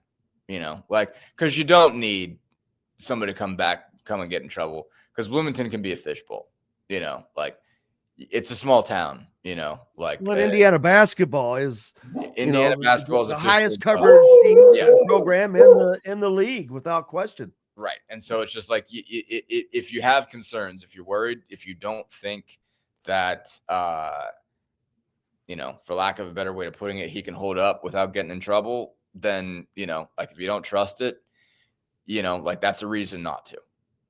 I'll just say that. Look, I don't know the guy. Obviously, I can't cast aspersions, but obviously, the questions you have to ask is what he got in trouble for bad enough. It's, do you think he still does it? Do you think he's just gotten away with it, or is he legitimately changed? And how is this guy operating different? Is he a human, or is he? I think that's the questions you got to ask. And I don't know. I have no idea. And so couldn't even begin. And if you don't trust it, you don't trust it. I mean, again, I do think Fred Glass did set kind of a standard on this stuff. And the reason was, and I remember this vividly, and I talked to him about this a bunch of times. It's in his book, the whole bit. Fred Glass was shaken by Penn State. I mean, shaken. That whole department was shaken by what happened at Penn State, and their sort of thing was, this will never happen here, and this is what it requires. And obviously it's different kinds of things, but it's saying anything, stuff that involves, it's just, you have to just be clear about who's working for you, and know as best you can. You're not, you recruit. They say you recruit your own problems. When it comes to getting players that have had behavioral issues in the past, it's like, okay, well, if you signed up for that, you signed up for that. And they're looking at it as like, we don't want to be a major scandal. I mean, they had a lot of respect for everybody in the Penn State department. Those guys, those departments were close. They knew the athletic directors, the administrators, stuff like that. I mean, I think in part because Indiana was so good at basketball and Penn State was always so good at football, they didn't really have a kind of clash for many years, but they had a lot of respect for each other. And so when something horrible happened at Penn State, they set a high bar for, okay, we're going to not, obviously Penn State had no reason to think, in terms of when they hired Jerry Sandusky, that would ever be an issue. But it's just all right, we've got to be, we watch this stuff closely, and they really have been concerned about anything that was sexual, domestic, anything like that, even a whiff of that. They don't like the idea of getting involved in. And so they don't even want you necessarily recruiting players with that kind of stuff. And so, I mean, I think Glass, even had a policy that, if you had anything like that on your record, don't bring him in. So they But still. this is the same guy that hired Archie Miller, so that. But he played. But Archie Miller's problem was he was a bad basketball coach. Did Archie Miller bring any shame to Indiana other than losing games? That's it. I mean, Archie probably barely left his house. And like you just like the cost of it going wrong that way is way higher than the cost of it going wrong in terms of winning games. And that's their view. That's their calculus, is to say, I'd rather win with people, lose with people who don't get me in trouble than win with people who do. And I get it. Like, that's obviously, like you're making a choice there. But I mean, look, I'm a Penn State grad. I know how bad that was. I didn't want to wear a t-shirt for years, cause it's just like, and even when I went back home to talk to other people I went to school with, like, that's all we could talk about. And now, obviously, again, that's dramatic. That's not, like, not everybody who gets in trouble is, something with Jerry Sandusky did. That's another level. But I mean, I think, Glass's view with that is just like, if you can avoid getting in that kind of trouble, do. And so, like, again, obviously Chris Beards was not accused of doing anything like that. So I'm not trying to make those the same thing. I'm just saying they're risk averse. When it comes to anything that, ends up in the police blotter. And I get that. I understand that. I mean, like, outside of, players drinking issues, I mean, for the, which happens, either drinking or a driving issue or, low scale drug issue. I mean, like, Indiana's mostly not had big, bad problems, really over the last decade. And so, like, I get wanting to stay away from that. And I get, viewing every hire and every recruiting decision through that lens of, you're not trying to bring somebody that gets you that level of bad PR. Does the current Dr. Bomba situation play into this in any way, you think? That had nothing to do with each other, but that's just obviously way before. I mean, it adds to the reason. I meant just for the optics of what's just in the sense of, like, obviously those two things aren't connected. But to your grander point, like, you're trying to avoid that as much as you can. And so, and all this is, again, like, we're talking about two dramatically different kinds absolutely of accusations and whatnot. Oh yeah. I just meant because there's some attention on the program. But the point is, you're doing research. If like, I don't think that track totally precludes them from calling Chris Beard. But it requires them to do due diligence before they call Chris Beard. I will say he seems to be the overwhelming favorite amongst the general fan. He is. I mean, and the thing is, like, first off, there's always a general fan. Like, the thing about it is, if the fan's wrong, they don't pay the price for that. Like, if you go, and pick most a guy, of the general fans are not donors. Yeah, they're not donors, and like, you don't have anything on the line if he screws up. You don't have to answer any questions about why'd you hire a guy who already got in trouble for this and now he's in trouble for that. Like. And at every fan base I've ever seen, ever been around, there's always a pocket that wants the guy that was in trouble, because they're like, that's the serious way of doing things, is you go take the damaged guy. Like, go take the guy that nobody wants, that's won before. It's like, I mean, like, every year, even like Tennessee fans still want Bruce Pearl back. And I'm sure they do. So, yeah, I mean, Bruce Pearl wins, but Bruce Pearl went there and got them a whole heap of trouble. Now, obviously, that stuff's probably not even illegal anymore for whatever he got in trouble for, and Kelvin stuff the same way. But you don't have to pay the price for that. You don't have to deal with NCAA sanctions. You don't have to deal with the bad PR. But it's all every job that always comes up, there's always a pocket of every fan base that's like, go get me the biggest name that's won on the biggest level, and I don't care what he did. Like, just get me that guy. Like, he wins, and like, in some way, there's I think always a pocket of the fan base is like, well, give me the guy that'll do whatever it takes to win. I don't care if he cheated. Like, doesn't matter to me. Screw it. Like, that means he wants to win. I don't care. I want the guy who really wants to win. And there's something to be said for that. There are guys who, again, like Kelvin in particular, like, was willing to, basically and again, you could argue the wisdom of those, NCAA rules that he broke. And obviously most of them don't even exist anymore. But it was just like, all right, like you're already in trouble and didn't use that as a reason to keep yourself out of trouble and kept doing what they told you explicitly you could not do. But it was just like, okay, well, like for some people that's like, well, he wants to win really bad. He's not gonna let anybody tell him what he can and can't do.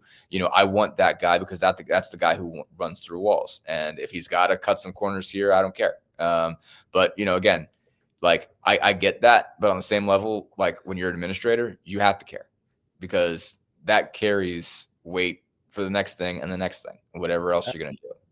Absolutely.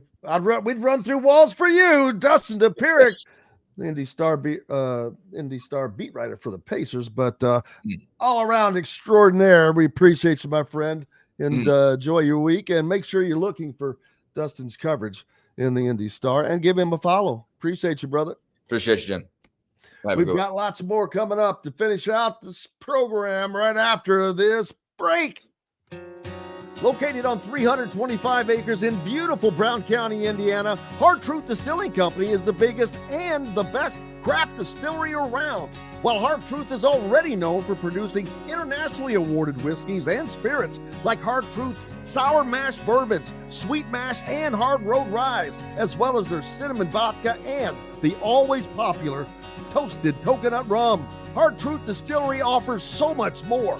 With a full-service restaurant, ATV, and distillery tours, as well as live music, you can spend an entire day at Hard Truth Distillery while making your entire family or group happy. And that's the Hard Truth.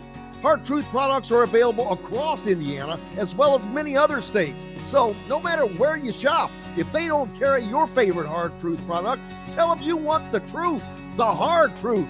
Hard Truth Distilling Company encourages you to enjoy all of their products responsibly and to never drink and drive.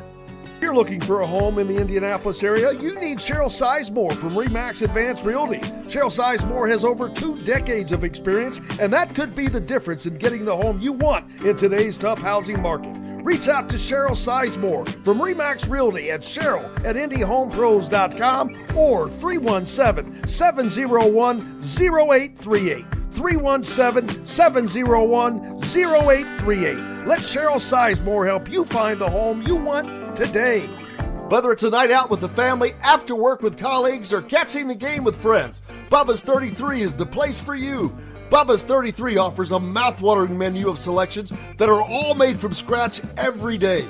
The portions are big, but the prices are small. And with over 50 big screen TVs, you'll never miss the big game. Bubba's 33 Pizza. Andy Moore Honda is Bloomington's #1 Honda dealer for a reason. Buy a new Honda and get a 3-month break from car payments. That's right, no payments for 90 days.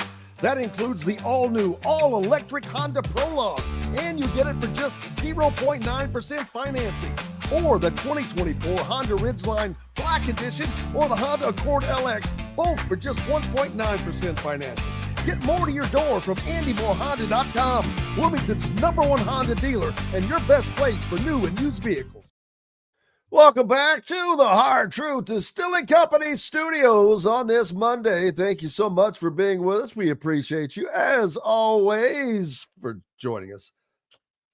Bunch of fun today with Greg Rakestraw, Don Fischer, and Dustin Dopirak. Tomorrow night, Purdue, they see if they're going to stay in the Big Ten tournament race or not, as they will head to East Lansing to take on Michigan State, who is also trying to stay in this race.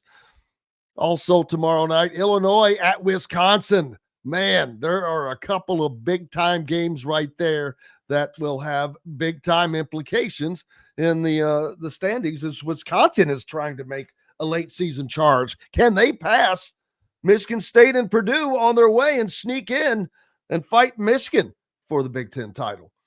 Man, this Big Ten tournament is going to be something as well coming up. Big thanks to each and every one of you for joining us on the program today. Without you, we have no reason to be here, and we're grateful.